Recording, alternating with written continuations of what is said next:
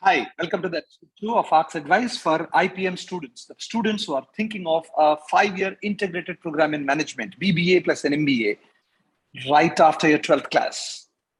In this episode, I'm going to take up how to prepare for the quantitative section for the most coveted IPMAT exam, the Integrated Program in Management Aptitude Test for IIM Indore, Rohtak, Bodh Gaya, Ranchi, and Jammu. Of course, there are 3 different exams as of now, but there is a lot of similarity in what you will study. But before I go in, please make sure that you subscribe to our YouTube channel of IPM of Career Launcher. You will see that a lot of these advice, very relevant, very useful, and in a very short manner, will keep coming back to you once you subscribe. So don't forget to subscribe on the YT channel. As we go along, let's look at how do we do the quantitative ability section. Now, first thing, it is a mandatory section in all BBA and IPM entrances. And absolutely no way you can escape that. But even if you're a non-math student, you can write these exams. Even if you're a non-math student, you can write these exams. That's good enough. And trust me, if you have done your schooling 8th, 9th, and 10th, well, the maths of 8th, 9th, and 10th will be more than sufficient. We'll see how. In fact, quantitative section is absolutely essential in every entrance examination almost. Aptitude entrance, of course. So let's look at IPMAT. What do you get? You get 2 sections in IPMAT Indore paper, 60% of the paper out of 100%. 60% of the paper is of IPMAT is mathematics or quantitative section itself. What do you get in? Basic math, of course. Questions in the 8th, 9th, and 10th level primarily. And in IPMAT Indore, you also get 11th and 12th class based math questions. But the percentage of it is just about 20%. When you talk about Rohtak and IIMAT is for Bodh Gaya and Jammu. By the way, IPMAT Rohtak Indore is also used by Ranchi. It's also used by Nalsar. But IPMAT Rohtak and IIMAT, they have very, very primarily basic mathematics of 8th, 9th, and 10th class mathematics. So keep that in view, that if you feel that math is something very difficult for you, 8th, 9th, and 10th math is all that you need to do. And we will look at what exactly comes in that so that you can also prepare. I'll also tell you in this particular small video, short video, how to prepare for it. What are the steps to be taken for it in a moment. Now, what are the important topics which come in this quantitative section? The number system. Number system is very, very important. And then arithmetic. In fact, number system and arithmetic form almost 60-70% of the paper. If you know these 2 areas, I think you know everything. What happens in arithmetic? What are the areas which are important in arithmetic? Percentages, ratios, time, speed, and distance, time and work, profit and loss, mensuration, partnership. Mensuration actually is under geometry, but questions are on arithmetic, and mixtures and allegation. All of these come under arithmetic. There is a part of it which is algebra. Then you have some geometry, set theory, modern math.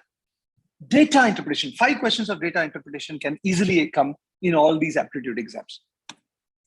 In addition to that, apart from when you talk about algebra, we talk about quadratic equations, linear equations, and progressions, indices. But we also have logarithms that you need to look at, functions, matrices and determinants, typically for the IPMAT Indore paper, and of course, modern maths again.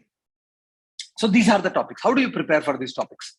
Here is what, okay, there is a bit of it. One odd question of coordinate geometry can also appear in the IPMAT exam. So if you're a beginner, what do you start? How do you start this? It's very simple. Start with the focus on number systems and arithmetic. What do you do? What do you mean by starting? You, for each subtopic under number system or an arithmetic, read up the concept first and list down the formula you need. In fact, if I were to tell you, make a paper and write down the formula for yourself for every subtopic. For each such subtopic or each section, solve 20 to 30 questions. Solve 20 to 30 questions. So for example, there is an arithmetic progression question coming in. Oh, this is arithmetic. So it's a percentages question coming in, or relative speed question in time, speed, and distance, or negative work concept in time and work. Do 20 questions. Similar questions. You don't have to do anything new. Similar questions. what will happen is you will start understanding it perfectly. In other words, for arithmetic alone, if you look at arithmetic, how many topics are there? 1, 2, 3, 4, 5, 6, 7, 8. If you talk about 8 topics, approximately 200 questions in arithmetic you solve. And you don't have to solve on day 1. You can solve it over 10 days or even 15 days for the matter, or even 20 days. 10 questions a day. 10 questions a day. 20 days, you will be good enough in understanding arithmetic. Similarly, for numbers, maybe about 50 questions, looking at all the types of questions which come up.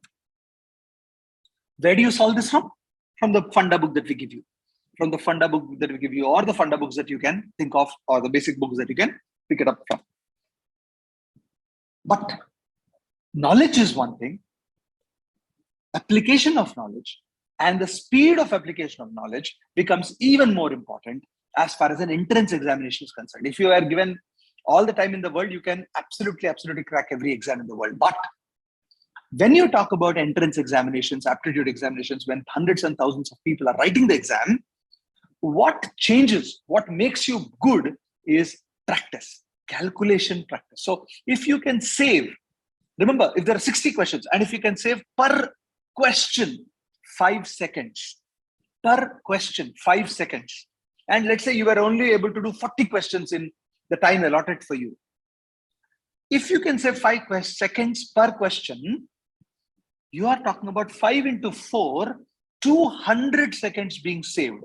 And if you can save 200 seconds, you probably can do 2 more questions or 3 more questions. And that could make a huge difference to your overall score. Hence, the calculations or mastering the calculations become absolutely important. And then you move, it's obvious that only practice makes you perfect. Do this first and then move to algebra and modern maths. Here again, I would say algebra, you need to do about 100 odd questions in quadratics, progressions, logs, indices and inequalities. And modern maths, another 50, 60 questions will be good enough. Now, there is an area called data interpretation. Data interpretation, the simplest way to solve is pick one set a day and solve for 30 days. 30 days, one set a day. It's almost like a drill. You won't believe this. But if you do this for 30 days, and doesn't matter whether difficult is, continuously, your understanding of the types of questions and the way the data is managed will be absolutely perfected. Whether a beginner or actually a person who's already solving it, I am saying, do this.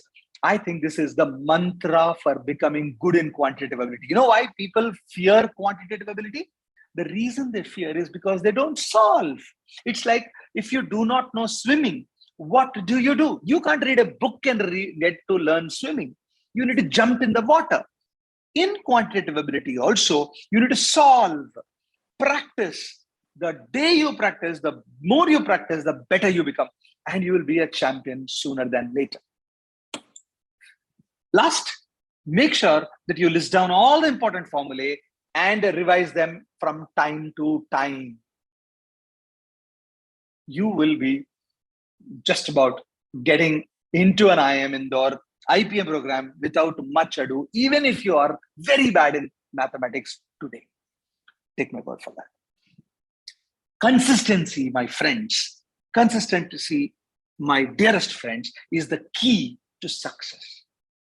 So practice and revision is the key. Take the topic test after you have finished the funda book.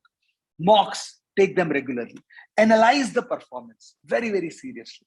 Once you do that, you will figure out what are the weak areas that you have. That means where you are not getting marks. What do? Go back to step 1, practice and revise again. And voila, you will find the arithmetic or algebra, or for that matter, the entire quantitative ability section easy to solve. Very brief, short video this from Career Launcher for IPM students. It's true for every other students also, for example. This is a mantra that you can do it, but there will be many more mantras coming your way for IPM. Make sure that you don't forget to subscribe. Like this video, share this video, subscribe to our YouTube channel, and I can guarantee you As you go into your preparation and become serious and make sure that this subscription is ready, you will find amazing videos coming your way. Till then, wish you all the very best.